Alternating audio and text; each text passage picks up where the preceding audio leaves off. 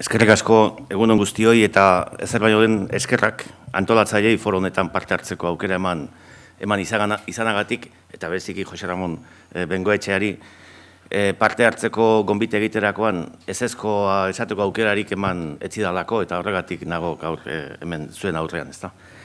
Bueno, garai guztiek dute ezaugarri nagusi bat eta aniztasuna da zalantzarik gabe gure garaiari hobekien egokitzen zaiona.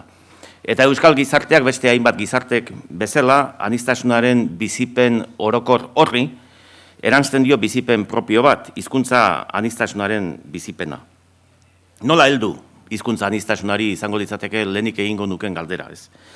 Hizkuntza komunikaziorako tresna hutsa baino askoz gehiago dela ez dago foro honetan azpimarratu eta azaltzen saiatu beharrik. Kontu jakina dalako hori hemen gauden guztionzat jakina. Baina hizkuntza, zein nahi hizkuntza, komunikaziorako tresna da lehenik eta behin. Bestela esan da ez dago komunikazio ahalmenik gabeko hizkuntza bizirik. Hiztunen Espainietan gorpuzten da hizkuntza, eta hiztunak dituen neurrian, hizkuntza komunitate batek existitzen duen neurrian, orduan da zerbait bizi eta tangiblea hizkuntza. Elean hiztun orok du lehen hizkuntza bat, eta bere lehen da biziko hizkuntzara bilduko du hiztunak seguru asko bere afektibitatearen altxorra. Eta bigarren hizkuntza ez zaio horretarako trabak gertatuko. Gure artean gero eta gehiago dira.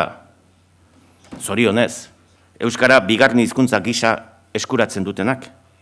Euskara hainbat esparrutan erabiltzen dutenak, baina gaztelania dutenak, beren lehen hizkuntza eta hurbilekiko harremanetan gehien eta erarik naturalenean erabiltzen duten hizkuntza. Hizkuntza erabilera asimetrikoak gertatzen dira gure testuinguru elebidunean, eta uste izatekoa da hala izango dela etorkizunean ere.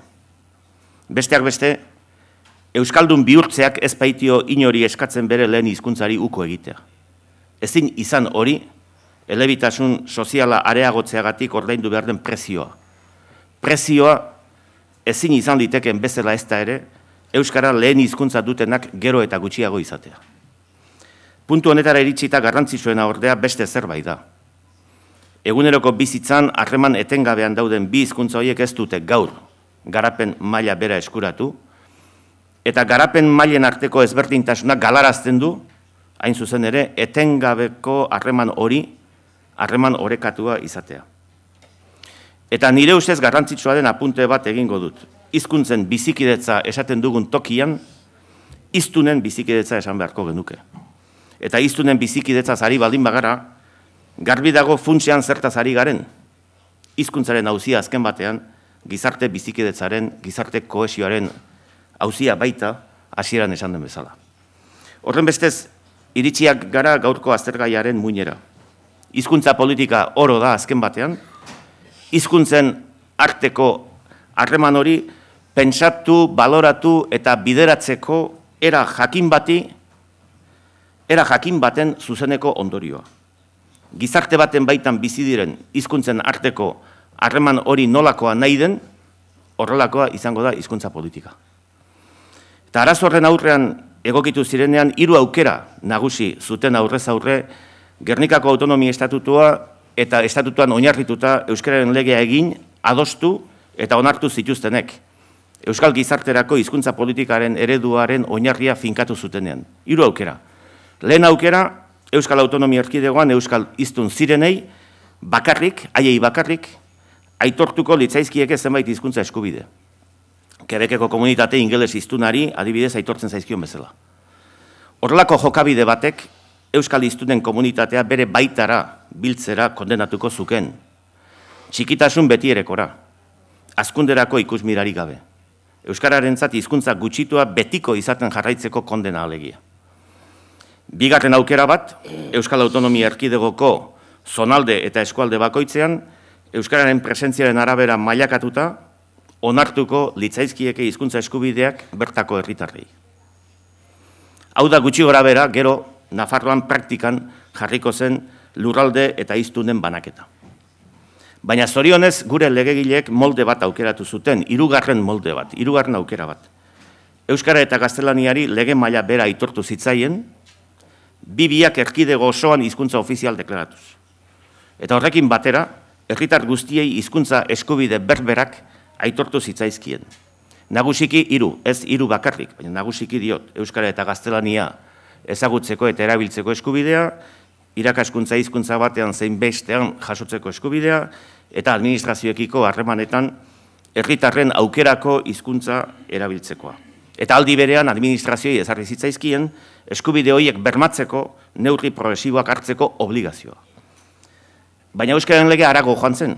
Euskara eta gaztelaniaren arteko desoreka soziala zuzentzeko premiaz jabetuta, euskararen erabilera sustatzearen aldeko autua egin eta ikuspuntu hori legedian txertatu zuten legegileek. Garbi dago nire ustez zein den, aipatu ditudan hiru aukera horien artean, hizkuntza aniztasunaren zaintza eta sustapena hobekien bermatzen dituena. Hau da, nire ustez garbi dago, euskararen legeak hartutako bidea dela bere muga guztiekin, hiru eredu horien artean, hiztunen, herritarren arteko bizikidetza hobekien zaintzen eta babesten duena. Beste bi ereduek modu batera edo bestera, hizkuntza komuna deiturikoaren hegemonia aldarrikatu eta babesten dute. Hizkuntza propioaren aukera askea egin nahi dutenen eskubide demokratikoaren kaltetan.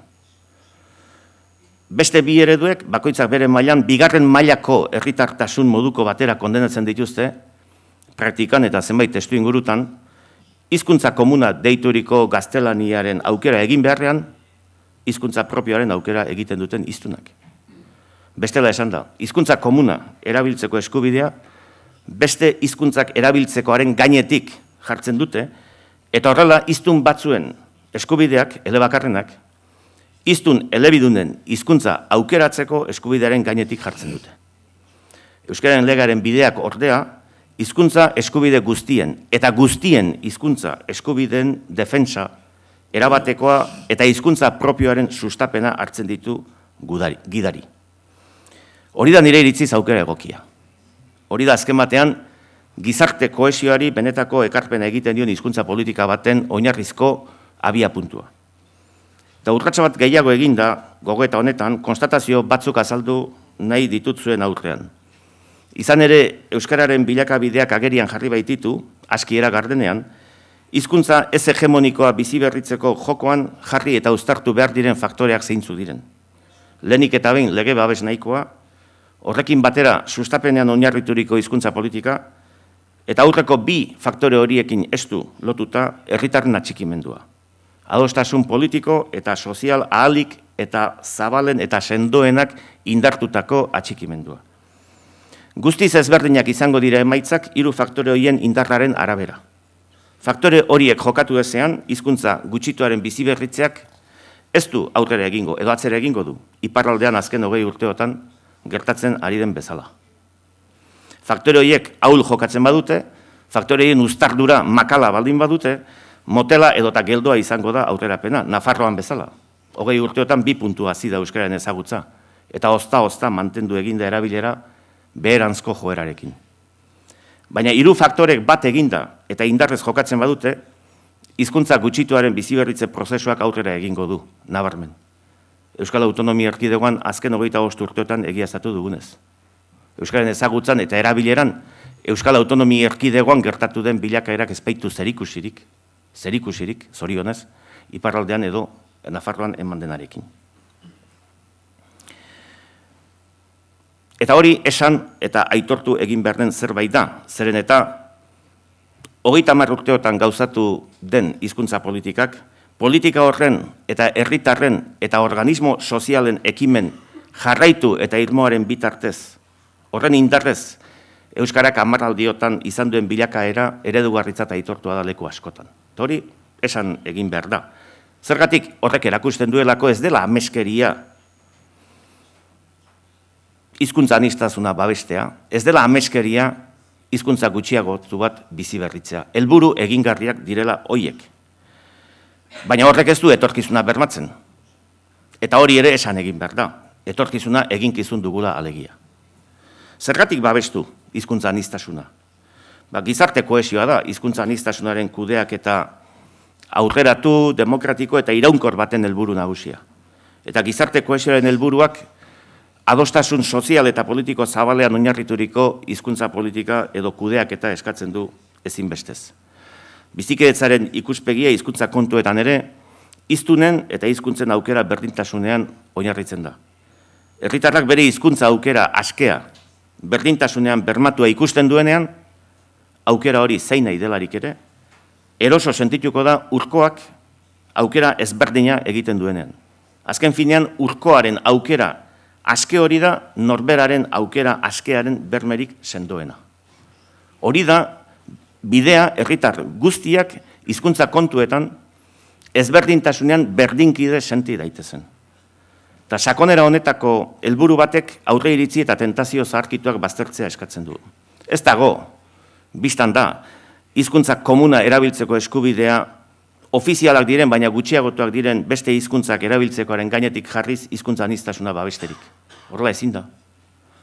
Ez dago ez da ere, hizkuntza aniztasuna eraikitzerik hizkuntza ordezkapenaren oinarriaren gainean.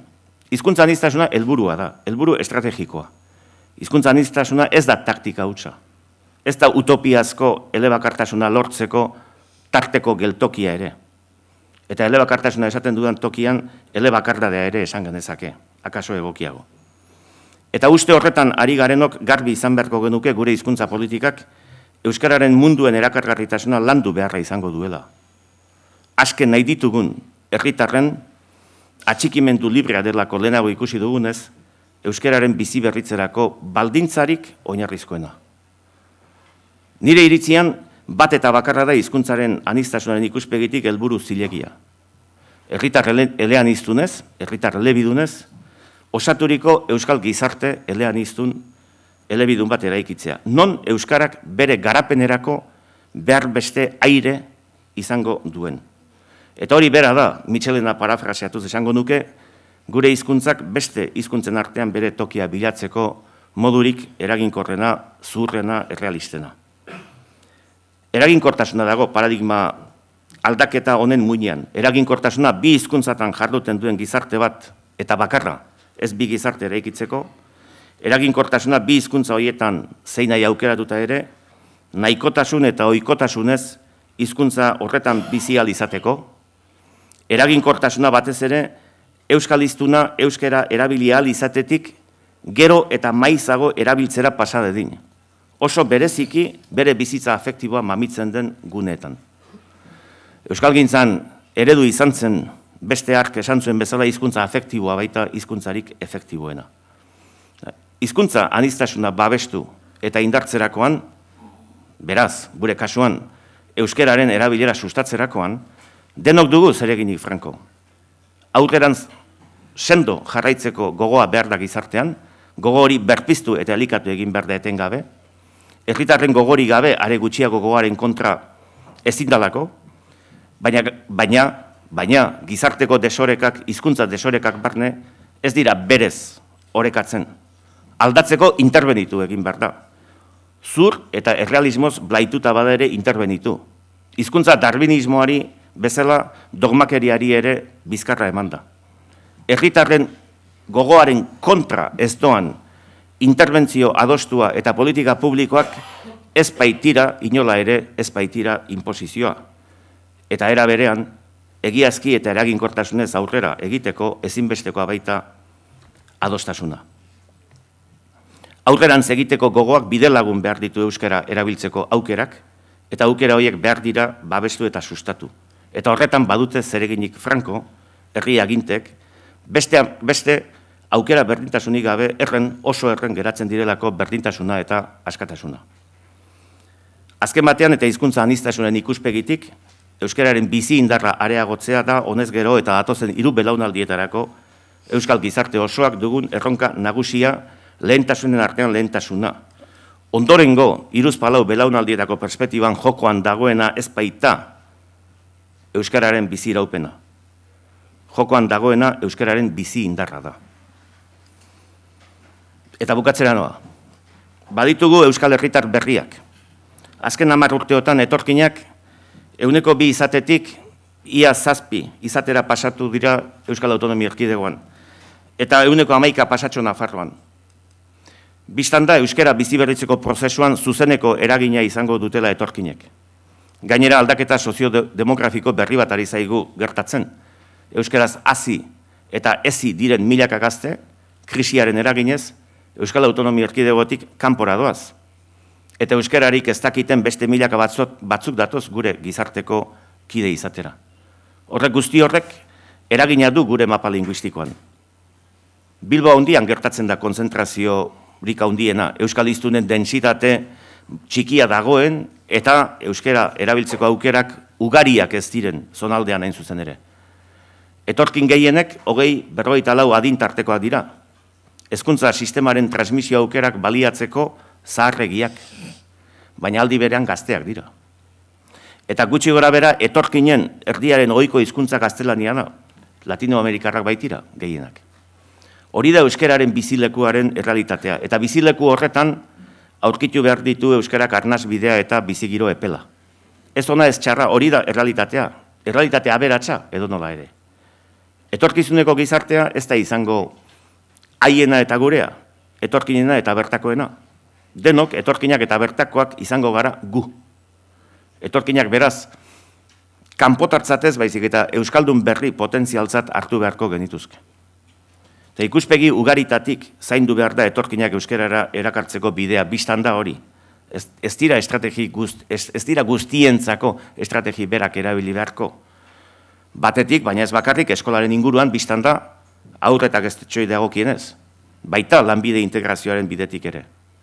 Eta guztiz eraginkorra izan litekela iruditzen zait gure kasuan, gure egoera soziolingüistikoan, elebitasun pasibo edo hartzailearen bidea, beste zenbaitek seskilinguismoa deitzen duena.